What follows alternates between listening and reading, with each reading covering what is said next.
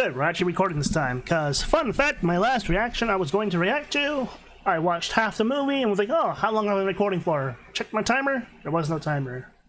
The wonders of being a streamer and a content creator and forgetting to do your stuff. Anyways, we're back with another reaction, this time with the Fat Electrician. I've heard other people's reactions to him, and it is a hoot, and the way this guy delivers stuff, I wish we just watched him in history class to do history.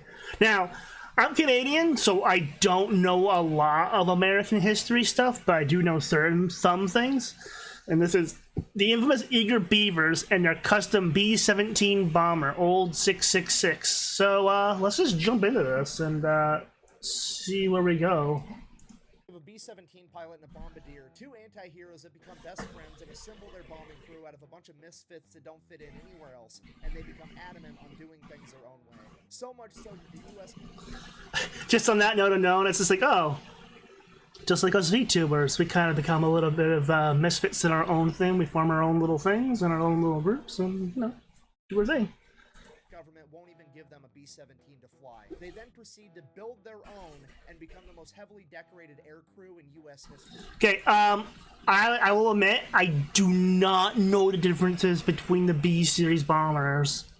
Like, I see bombers flying around here all the time for air shows and stuff, and it's just like, I don't know what that is. I know it's a bomber. I know it looks like it's from World War II, but that's all I know. And I just know the B-series goes for quite a few. We're talking about Jay Zemer, Joe Sarnofsky, and their air crew, the Eager Beavers, the most decorated air crew in U.S. history, responsible for completing the most decorated mission in U.S. history, all while flying the most heavily armed bomber of World War II, Lucy, aka Old 666. This video is brought to you by Warwood Tool, makers of the original American entrenching tool from World War I. And while they're not making entrenching tools anymore, they are making sledgehammers and axes, and they're making them using the same drop hammer forging techniques that they used back in World War I, right out of West Virginia. If you need a tool for the rest of your life, check them out. This video is also brought to you by LAS Concealment. Full disclosure, I originally turned them down as a sponsor because I've done several holster making companies before, and I just think it's disingenuous to have a bunch of sponsors for the same type of product. So I said no. Despite that, they decided to send me a holster anyways for free, and it actually ended up becoming my favorite holster and the only one I've been carrying lately. So moving forward, they are going to be the only holster sponsor of the channel. I need a corporal. You're dead. I wonder if I can get LAS to make me a holster for my sledgehammer.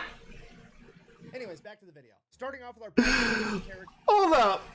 Like, I see guys with tool belts with the little things right here. I want to know what the hell a holster for a sledgehammer would look like. Like, that's gonna be beefy, and I just want to see what it would look like. Oh, I hope he gets it made.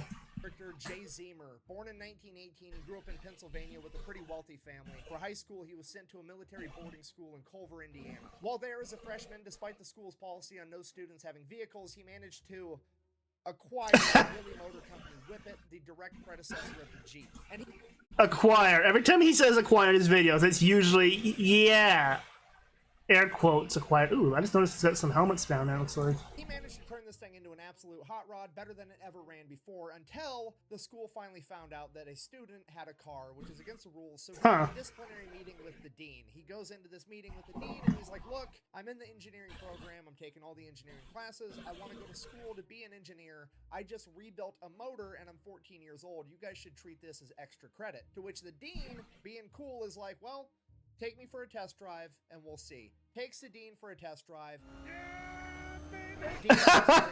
He ends up giving him extra credit and letting him keep the car the entire time he's at military. How much was that BS? So his grades were a little lackluster his freshman year because he was busy restoring a car. After that, he aced absolutely everything from sophomore to senior year. He goes on to apply to go to MIT to become a civil engineer. He gets rejected by MIT. MIT because his grades were lacking his freshman year. So he drives his Whippet that he rebuilt all the way to MIT, and he camps outside the admissions office for days until they agree to meet him. He then goes in and proceeds to persuade the head of admissions to let him into MIT. So he gets into MIT, goes on to become an engineer. While he's at college, he joins the ROTC program, which is like the pre-officer training program that they have at most colleges. While he's there, he ends up flying a plane, and he absolutely loves it. It is now his new goal in life to become a fighter pilot. So naturally, he applies to go off to Army Air School to become a pilot, at which point he is pretty much immediately informed there's a 0% chance that he will ever get inside of a fighter plane because he's way too big. At this point in time, they only let the smaller guys be the fighter pilots,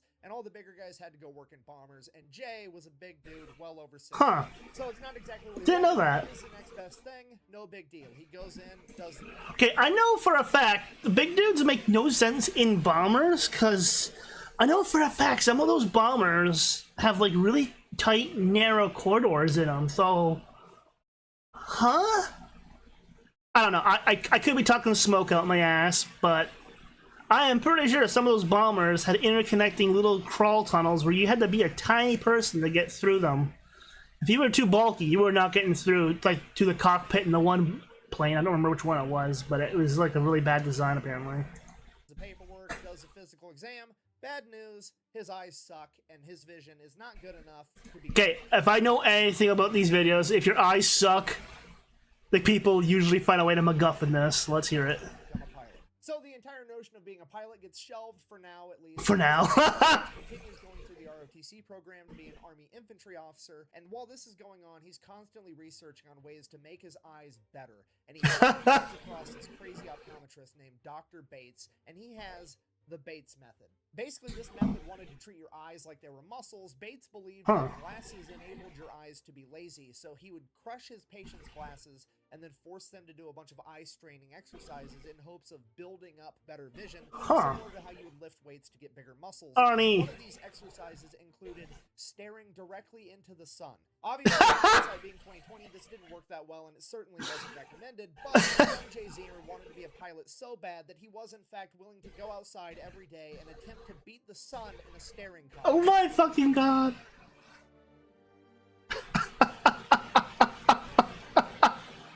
Essentially trying to give himself a caveman version of LASIK. Oh my god. His eyesight. If anything, it makes it does highlight just how bad this guy wanted to be a pilot. So, World War II kicks off, standards get lowered, and he gets accepted into the bombing program. Nice. From there, he becomes the top of his class pretty much immediately. He is so good at flying bombers that he can actually perform fighter maneuvers inside of a bomber, which is something most pilots would never Sounds a do. little crazy. But not only is he naturally talented at it, he also works extremely hard. He can tell every single American, German, and Japanese plane and their capabilities just by their silhouette.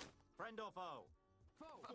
No, you idiots! It's a pigeon! So Jay Zemer is hands down the best bomber pilot in training right now, and somewhere along the lines, during training, he becomes friends with the best bombardier in training by the name of Joe Sarnofsky. This guy is basically the Larry Bird at putting warheads on foreheads. They hit it off, they become best friends, they have a ton in common. After they graduate from school, they get separate missions, and they get separated. So early 1942, Jay Zemer gets assigned to the 5th Air Force, and he's not happy about it, because the 5th Air Force is also referred to as the Forgotten Fifth. The reason they're called that is because they are stationed in Australia, and their job right now is to basically run a containment war against Japan, trying to slow them down and contain them to the Pacific. And at this point in time, nobody cares about the Pacific theater. The entire world is watching the European theater as America and Great Britain fight their way through North Africa into Italy to take back France and eventually overthrow Germany. That's where the majority of the funding is. And that's another fun fact over here. We were only taught for history. We were only really taught about the war. World War II, we were only taught about the German portion of it, like us versus the Germans, and that was basically it. I didn't find out till years later that the war continued until Japan surrendered. Like, I didn't even know Japan was we weren't even taught Japan was an ally really here. But that also, I haven't been in school for like 20-something years now, so I'm pretty sure the curriculum's probably changed a bit. Heck, when I was in elementary, we were still taught how to use fountain pens, and if you don't know what that is, where you take the pen, dip it into a jar of ink, and write with that in cursive, I think it was. Like, oh, I'm old. I'm old, but so is our curriculum over here, so. Going. That's where all all the attention and glory is, that's the place where young, motivated men like Jay Zemer want to be. But that didn't happen. So, Jay shows up to Australia. He is the FNG, the fucking new guy. Nobody trusts him. He has zero street cred. Nobody wants him in their crew. Now, this is partially due to the fact that he's a new guy, and that's just how it goes for new guys. Sure. But mainly, it's because the Japanese are kind of kicking America's ass right now. It's mid-1942. America just got involved in this war. A lot of their pilots are inexperienced. A lot of their equipment's outdated. And everybody's giving all the funding to the European theater. So, it's not a great time. And you gotta remember, since this is 1942, America hasn't come out with the Hellcat or the Corsair yet, meaning that America has no fighter plane capable of going toe-to-toe with the Japanese Mitsubishi Zero. So even if the bombers did have a fighter escort, they weren't... I don't know when the Spitfire and Mustang came. I think that's Mustang as well. I'm a little fuzzy. I know the Spitfire is a plane because I have some Spitfire farts sitting over on one of my shelves, but anyways. I'm sorry, if Electrician has a horrible freeze frame for you, you just look like you're completely out of it. Yeah, I don't know a lot about what planes were in the wars and what era a lot of things were. Capable of going toe-to-toe with the Japanese Zeros anyways, so it has never been more dangerous to be inside of a bomber. It has never been more important to have everybody in that bomber crew as good as possible to increase everybody's chances of survival. If so facto, nobody wants to risk it on giving a new guy a shot. So it becomes apparent to Jay early on that if he ever makes sense, he's gonna have to do some gangster shit. So he goes over to the bulletin board, and on that bulletin board are the missions that are deemed so incredibly dangerous that they are volunteer basis only, and he starts volunteering for all of them in any position where he's needed. The majority of these missions would wind up being reconnaissance missions, which is where they're going to take a B-17 Flying Fortress. Instead of filling it with bombs, they're going to fill it with fuel tanks, equip it with cameras, and send it way off into enemy-held territory all by itself to hopefully get some valuable info. I think it might be a B-17 that flies around here. In enemy-held territory is extremely dangerous, and nobody is about to let their pilot or co-pilot be the brand new guy. Okay, I'm sorry again, Electrician.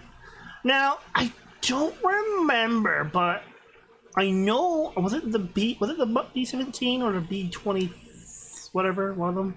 I could have sworn one of them came out during the war, and it was able to fly higher than anti-aircraft guns and most of the other enemy fighter planes at the time were. I could be wrong.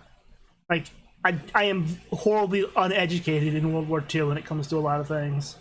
Guy fresh out of school, so Jay just has to fill in wherever there's a gap. Over time, he winds up doing everything. He's a tail gunner, a ball gunner, a waist gunner, a navigation guy, a radio guy. He can do everything, and eventually he works himself up enough credit that they let him be co-pilot for him. Now, one thing we were taught, though, is that being in one of those ball gunner positions during the war was usually a terrible thing.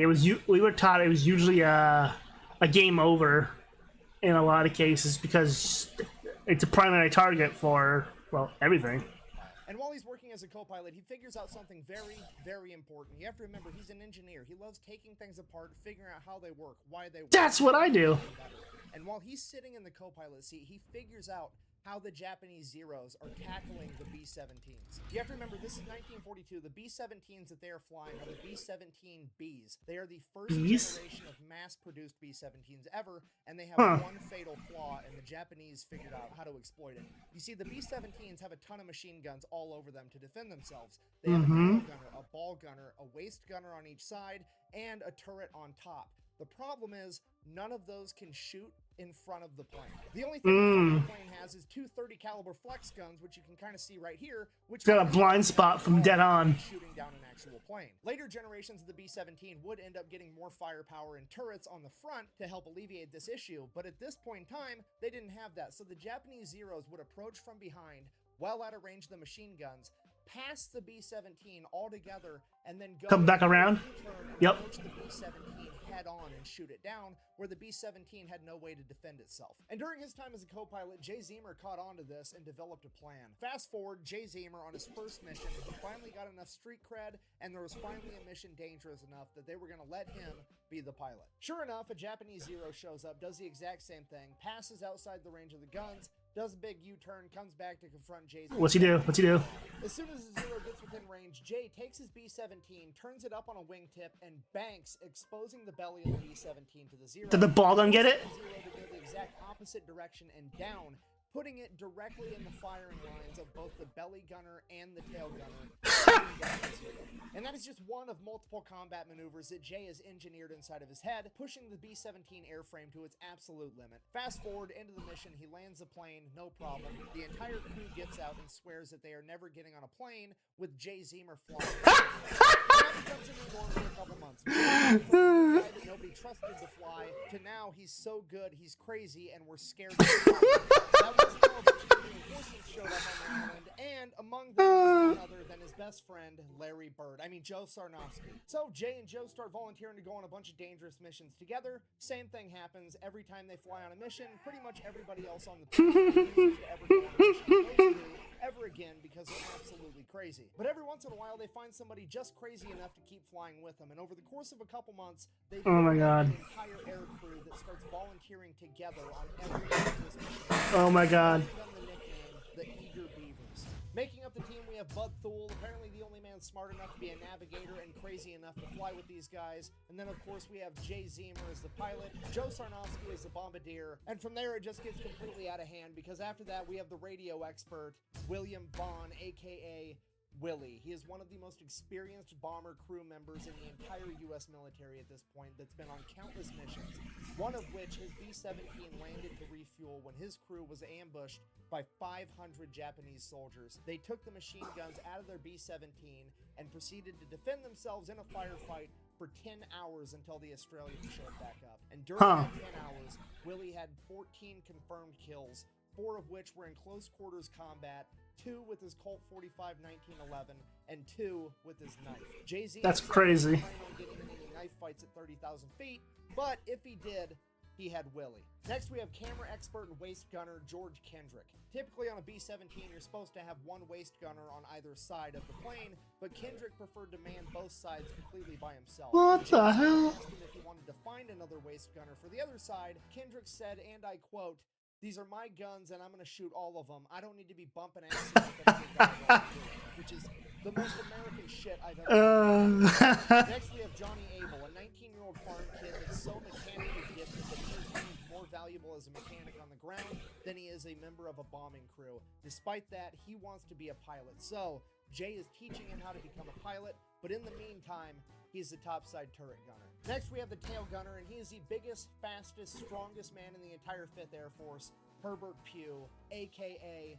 Pudge. There was a couple other stragglers that came and went on a couple missions here, a couple missions there, but this was it. This was a core group of men that became best friends and went on the most dangerous bombing runs and reconnaissance missions that the war had. I just realized. They very quickly built up an incredible reputation and became two. I always thought. Okay, I just noticed in that photograph. I always thought the wheels went into the wings on the on those series. It goes up in like in the engine fuselage there. Valuable to lose. At which point, leadership doesn't let them go out on the dangerous missions anymore, and they send them out on a regular bombing run with like 10 other B-17s, and if that wasn't bad enough, they're going to make Jay and his men be the first bomber in line, which if you don't know, is the safest bomber in the entire run, because as soon as their bombs hit the ground, that's what alerts the enemy that they're even there. So when they go through, there's no enemies manning the anti-aircraft guns, so by the time there's any enemies returning fire, it's that 2nd, 3rd, 4th, 5th, 6th, 7th, 8th plane that faces the real danger, and that's just not okay with Jay and his men. So they go out on the mission just like they're ordered to, and they are the first ones to drop their bombs, just like they're ordered to. They make a clean getaway, they get out to open ocean, at which point, Jay tells his men, get ready for a fight, because he does a U-turn, flies over the enemy compound at 1,000 feet, while his men from the ball turret, the waist guns, and the tail guns open fire on the enemy's anti-aircraft positions on the ground, What? becoming a ground attack plane like they were able to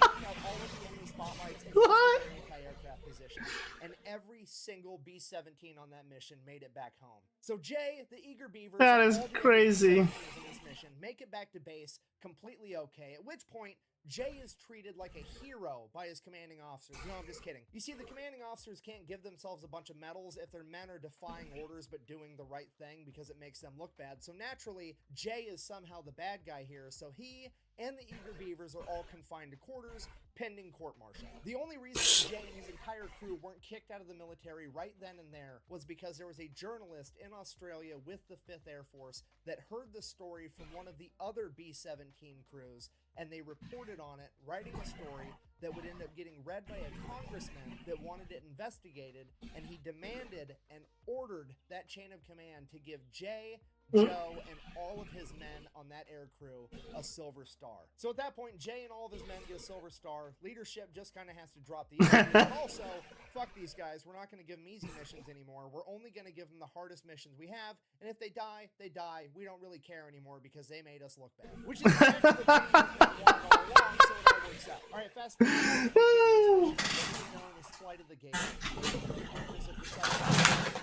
To figure out that in the city of Kabul there is a hotel, and the penthouse of that hotel is being used as an exclusive officers club where they are being entertained by a bunch of geishas and getting hammered. And among those officers, Sorry about that. none other than Admiral Yamamoto, the leader of the entire Japanese Navy. Their mission is to fly in with a single B-17 under the cover of night, bomb that hotel, take out all the high-ranking officers, and make a clean getaway. So Jay and the crew get pulled in, they get briefed on the mission, no big deal, everybody's gonna go off to bed, they got a big day tomorrow. Everybody except for Joe Sarnowski. He stays up all night long studying the map of the city of Raboul. Nobody knows why, they just think he's overcautious. They go to bed, Joe stays up. Fast forward the next day, they take off on their mission, Jay flies them all the way there, gets them real close to the hotel, at which point Jay can actually send the controls over to Joe Sarnowski in the bomb bay, so Joe can control the plane and really line up the shot that he wants with this bomb. Wait, I never knew they could do that. I always thought it was like pilot and communication between the pilot and the bombers. I didn't know controls could be transferred like that on these things. So Jay sends the controls over to Joe. Joe opens the bomb doors and veers way off course. Miles and miles off course. Like 10 miles off course, Joe steers this plane, essentially blind, driving the plane just from what he can see outside of the bomb bay. And then, before anybody even knows what's happening, Joe just says, bombs away, drops the bombs on a seemingly random location, and sends the controls back over to Jay. Everyone is completely confused. Nobody knows what's going on. The bombs make impact, and there is a humongous explosion. Way bigger. Did he just build a munitions plant? Could have ever done on its own. Joe had just hit a major ammunition depot for the entire Japanese Navy, and his single bomb set off a chain reaction, blowing up the entire facility. Come to find out, That's great. Sarnowski didn't feel right about killing innocent geisha girls, and he decided that he was going to find a target that was just as, if not more valuable than the officers club, and blow that up instead. So they make it back to base, tell leadership everything that happened, and leadership is absolutely furious that they decided to do their own thing instead. They interrogate the entire crew, but nobody is ratting on Joe Sarnowski. I didn't say nothing, man. I did. What you say? I told him I was banging your wife. So as a punishment, they're ordered to do the mission again, and this time do it right. But that is essentially a death sentence, because now they know that the Americans are bombing the city, and they're going to be on high alert. So they're just going to do it anyways, and I think leadership was actually trying to get them killed, but it's not really going to work out that way. So, that early, Joe Sarnowski stays up all night again, studying the map. Oh my god. And yet again, the same exact thing happens. Jay gets them all the way there, completely undetected, sends the controls of the plane over to Joe. Joe opens the bomb bay, veers way What do you got, Joe? miles off course, bombs a seemingly random location, and there is an even bigger explosion. It is an What'd he get? explosion. Jay had just taken out a major fuel depot again for the entire Japanese. They make their way back to base, at which point they are effectively grounded, and leadership will never give them a B-17 to fly again because they refuse to follow orders. And they are given absolutely no credit for single-handedly bombing major fuel and ammunition depots in the city of Raboul. Alright, so leadership's being a bunch of dicks. They're not going to let Jay and the Eager Beavers fly anymore. From what I understand, there's a lot of button heads in Electrician's videos here. For the good B-17s, which which sucks because at that point there's really nothing that they can do unless they plan on building their own airplane, which is exactly what they do. The boneyard. And the boneyard is not just where planes go to die. They go there to be cannibalized for any good parts they may have left. Oh my god. Plane's still running. And what they come across is what used to be a B-17. It has been stripped of every usable part and is covered in bullet holes, and there is no way that this thing is gonna fly. The only identifying characteristics of this plane at all was the faded word Lucy up on the front and the tail number 2666, which would later bring about its nickname. Oh my god. So now they have a plane, they just need to fix it. A seemingly impossible task, but they have Jay Zemer, the engineer, and John Cable, the 19-year-old mechanical, that set forward restoring this plane, while everybody else in the crew goes out and steals all the parts they need to do it. I mean, strategically transfer There it is. to an alternate location. There it is. The equipment that the Eager Beavers managed to acquire included 4 new Cyclone engines, radio equipment, camera equipment, and 1950 caliber machine guns. Right off the bat, we have a problem because right around the time that the Beavers start finding all of this amazing equipment, a bunch of other air crews seemingly have lost a bunch of their amazing equipment. Oh my god. So a bunch of them are going to go back and try to steal it off of old 666, at which point the only logical solution is for the entire crew to start living on old 666 while they restore it all day and all night and spread the word that the 50 caliber machine guns are loaded, and if that doesn't work, you get to fight Willie about it. Has completely lost control of the situation. Everybody's calling Jay Zemer and the Eager Beavers pirates, renegades. Yar. Everybody's looking at leadership to stop them, at which point leadership is kind of like, fuck, I think they might be talking to me too, and I don't want to fight with you. The other way. Like in the video, there's not much firepower at the front of a B-17. So they take a 50 caliber machine gun, mount it right on the nose cone, and they line it up with the rivet line going down the center of the gun. Oh my god. Rigged it up so that there's a button inside the cockpit for Jay Zemer to hit. Oh my god. Machine gun. So all he has to do is aim the rivet line at the enemy and fire. That's pretty smart. Then the other 2 30 caliber guns on the front of the B-17 are replaced with 50 cals. The navigator compartment usually had 1 30 caliber. Now it's going to have dual 50s. Now the radio guy who typically never even had a gun. Oh well, we're going to cut a hole in the plane and give him 2 50 caliber machine guns as well. Then we get to George Kendrick's area. This is like improvising to the max, but I love this. The waist guns. Typically there's 150 caliber on each side. Double it! Now we're getting 50s on each side. We're also going to cut another hole in the bottom. Oh my god. Dual 50s there as well. That way, when Jay banks up in front of the zero, not only can the ball turret gunner hit the zero, the is also going to be able to hit the zero as well. Then, in case any of the guns malfunction, they have 3 extra 50 caliber machine guns strapped down on the inside of the plane. Now has double the firepower of any other Oh my god. in the Pacific Theater, and after shedding over 2,000 pounds, it is also the fastest. But all that firepower isn't going to be worth a whole lot if they don't know how to use it. So Jay and Johnny continue working on the plane while everybody else is sent out to go train and become experts on the M2 50 caliber machine gun. The Beavers get to the point where every single member of the crew can assemble and disassemble the M2 Browning in under a minute while blindfolded. Joe and Jay also... Wait. I don't know this at all, but someone could tell me. Is it using the same 50 cal guns as the ground equipment guns? Like, are they just the same gun, but, like, mounted? Like, I do not know firearms at all, really. I know a few shoot bangs, but not really that well. Also make it a rule that every gunner inside of their aircraft has to link their own ammunition belts, and they're going to change up how they do ammunition. You see, at this point, a B-17 50 caliber machine gun had an ammo link that went armor-piercing round, incendiary round, tracer. If you don't know, a tracer is like the little one that looks like a laser gun coming out from Star Wars. They do that so you can tell where your fire is going, and so that your friends That ricocheted. They start linking their ammunition so it's armor-piercing round, tracer round. And they do this for psychological warfare, because when you're shooting every other round as a tracer round out of a machine gun, it is going to look like old 666 is something out of Star Wars, straight up shooting lasers.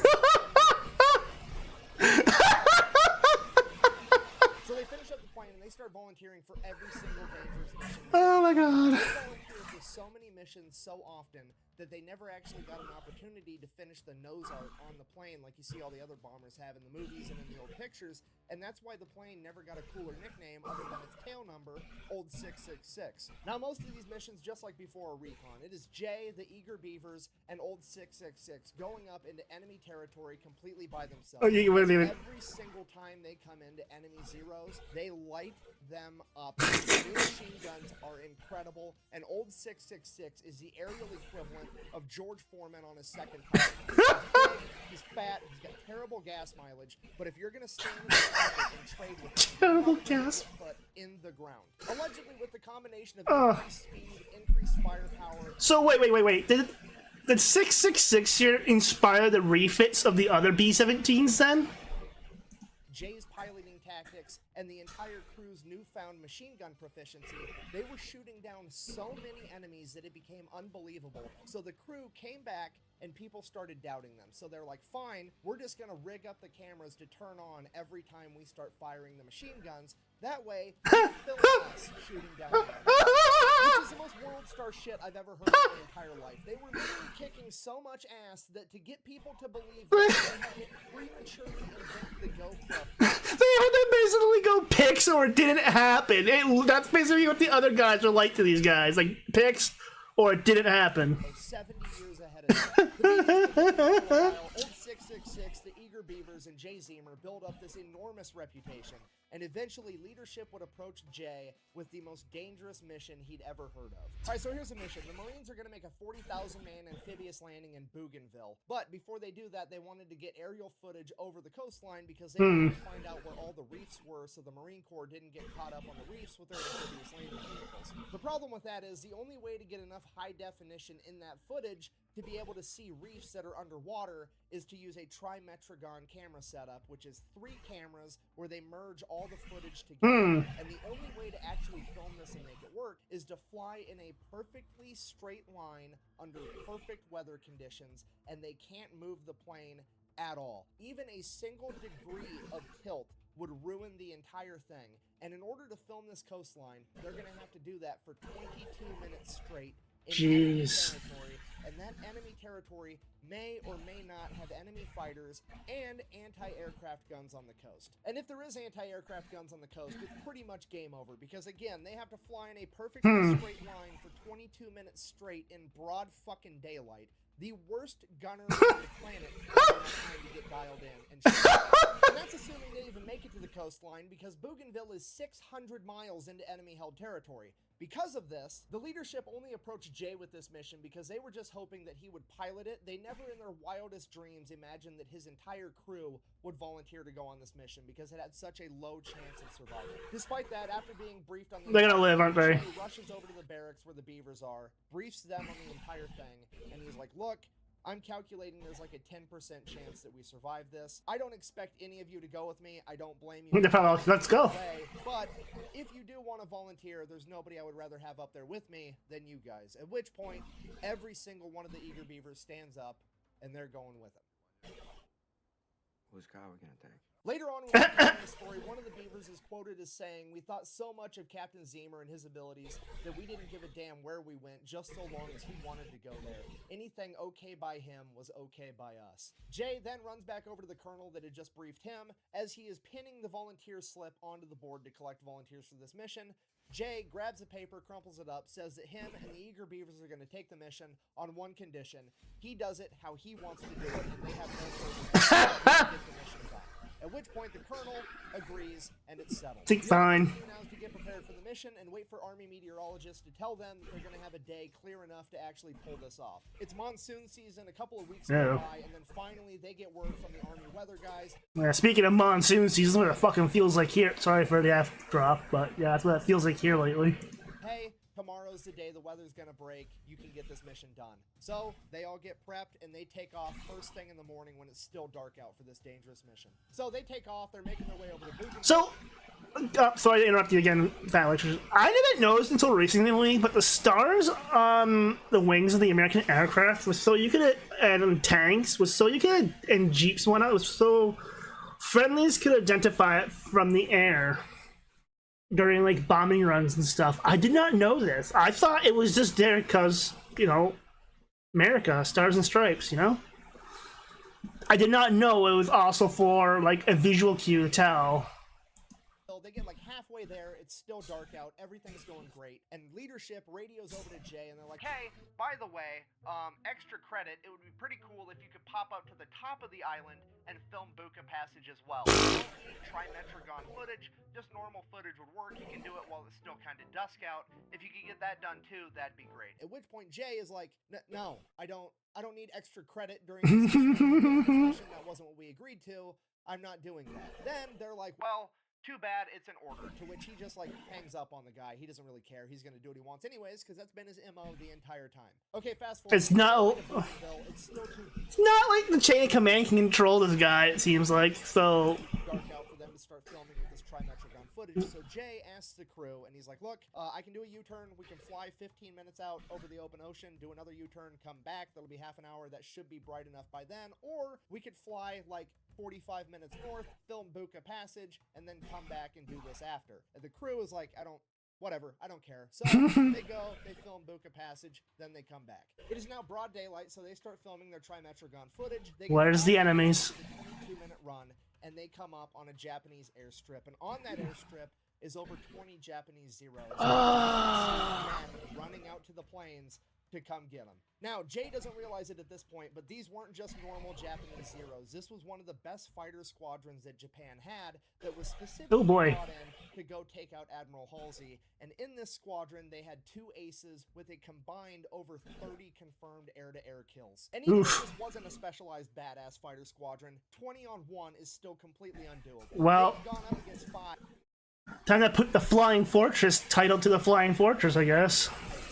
7 Zeros. They'd never gone up against 10, let alone 20 plus. It's at this Oh moment boy. that Jay has to make a decision, because he knows that by the time all the Japanese Zeros get up in the sky, get in their formation, and actually attack him, he's going to have just enough time to Does he have enough gun range to open fire on them? fight his way out, which is probably a death sentence. Or he could cut and run right now, and he's almost guaranteed to be able to get away with a 20. What are you gonna do? What are you gonna do? Taking a second to weigh his options and really think about it, and he's just about ready to cut and run. He looks down at the water, and he can just see all these reefs just right below the water, and he just envisions 40,000 Marines and their amphibious landing vehicles up on these reefs getting cut down by enemy defenses and machine gun fire, and he decides that he's going to risk it to try to save these guys. And for the next 17 minutes, the crew gets ready for a fight as Jay keeps the plane completely straight and level in broad daylight. Holy I'm just thinking, is this where they got the Millennium Falcon escaping the Death Star scene from? As all the Zeros get up in the air to come get them. Fast forward 17 minutes later, 24 Japanese Zeros have caught up to them, and they are trailing just behind 666 out of machine gun range. Right as George Kendrick comes over the radio and says, "Give me 30 more seconds," 3 Zeros pass along the outside, do their U-turn to begin their attack run against 666. Then George Kendrick radios again that he has the film done. At this point, it's too late for Jay to do his normal evasive maneuver where he plays chicken with one of the Zeros. So he just lines up the nose of the plane and his schnozzler gun, the lead Zero, shooting it down. Joe Sarnofsky down below, inside the nose cone manning those guns, manages to shoot down one of the other Zeros, and the third and final Zero was able to riddle the cockpit with 20mm cannon fire. This fatally wounds both Jay Zemer and Joe Sarnofsky, takes out all the navigation equipment of the plane, as well as the entire oxygen system. Jay Zemer is now slowly bleeding out inside of this cockpit with no way of knowing where he has this plane headed other than instinct and a compass that he's holding in his hand, and he has about 30 seconds of oxygen left before the entire crew passes out from hypoxia.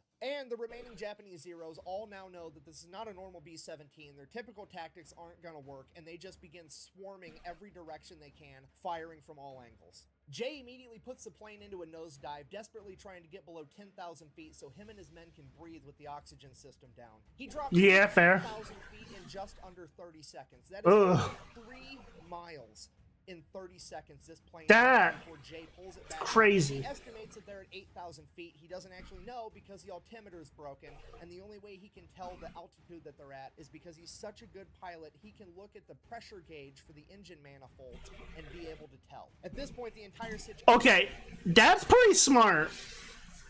To use the engine pressure gauges as like almost like a failsafe in this case. ...situation devolves into an all-out chaotic dogfight firefight, Jay, while still bleeding out, is pulling off combat maneuvers inside of a B-17 that most pilots would never even attempt, and his crew instinctively knows how he pilots, so that they are able to pick off Nice. the Zeros one by one. Your average dogfight is lasting for less than a minute, and this dogfight would drag out for over 45 minutes. And the Holy entire shit. Jay Zemer is losing more and more blood and more control. Is he gonna make it? Because at some point, both rudders would become damaged, and Ah, he would shit. no longer be able to actually turn the plane using the rudders. But he's Gotta use the incredibly engines. confident that he begins individually throttling all Yep. four motors, throttling one side up and the other side down, turning the plane that way. Throughout the course of this firefight, Okay, for the record, I don't know how to fly stuff, but I know some shit at least. It's kind of wild how much shit I do know. shoot down and completely destroy 5 Japanese Zeros, critically damage and send back a bunch of other ones. And by the end of this firefight, there's 5 or 6 left, fully fired, Damn! coming to get them, and they are almost out of ammunition. And right as it looks like this is going to be the end, the Zeros peel off and do a U-turn as they have to go back because they've ran out of fuel. At Nice. this point, Jay Zemer passes out and the co-pilot is finally allowed to take over the aircraft, something that Jay Zemer refused to let him do in the heat of the fight. For the entire flight back, Jay is coming in and out of consciousness, and the last thing he remembers is them landing and the ground crew rushing in as he hears the medics say, "Get the pilot last, he's already dead." He would wake up a couple of days later to find out that he had lost over half the blood in his entire body. Holy shit. The intel that they had gathered was going to be used to launch Operation Cartwheel, a highly successful Allied offensive that military planners credited that success to the intel that Jay Zemer and the Eager Beavers had gathered. Because of this, both Jay Zemer and Joe Sarnowski were to receive the Medal of Honor. Unfortunately, Joe would have to receive his posthumously. According to the accounts of the rest of the crew, he was struck by a 20mm round during the first engagement. Despite that, he still managed to man the machine guns at the front of the B-17, shooting down an additional 2 Japanese Zeros before succumbing to his wounds. As for the rest of the Eager Beavers, 4 of them sustained injuries, but they all survived, and all of them were awarded the Distinguished Service Cross for this mission, making this the most decorated air crew in U.S. military history. Dang. Making this the most decorated mission in U.S. history. According to the official Japanese reports, this story is highly exaggerated because according to them, they only sent up 7 Zeros to intercept Old 666, and none of them were shot down. However, take into account the verifiable fact that Old 666 was hit with 5 20mm cannon rounds and sustained over 187 bullet holes, and the crew depleted all of their ammunition. Literally Jeez. thousands of pounds of 50 caliber rounds. It kind of sounds like the Japanese official reports are fucking lying. So in conclusion, now you know the story of Jay Zemer and the Eager Beavers, a bunch of young men that blurred the lines between bravery and insanity, that ultimately were deemed so reckless that the government wouldn't give them a B-17 to fly, so they built their own and became the most decorated air crew in American history. Thank you for watching. That was crazy. Buy some merch over at fatelectrician.com. Quack bang out. Yeah, that Electrician is like the Bill Nye or Mythbusters of history. Like, he just tells those facts and delivers them in such a way that they're great. And yeah, it's like thoroughly enjoyable to just watch his stuff, and I'm trying not to because it's just like, it's good stuff. I don't want to just blow through it all. But anyways, yeah, that's the Fat Electrician. Go check him out and all that. And we'll see everyone on the next one, whenever and whatever that is. And that was great. That was a great story, and it was a great education too. Like I said, excuse me, I know a few things about stuff, and the stuff I do know is completely random, just like the throttle controls, being able to turn an aircraft and whatnot. Why do I know these facts? I don't know. I'm ADHD, and information I just pick up sticks sometimes. And sometimes it just runs off me like a wet window, whatever. Excuse me. Oh my god, where'd that come from? I made it the whole thing! Anyways, it's gonna be it for us. Let's catch you all in the next one.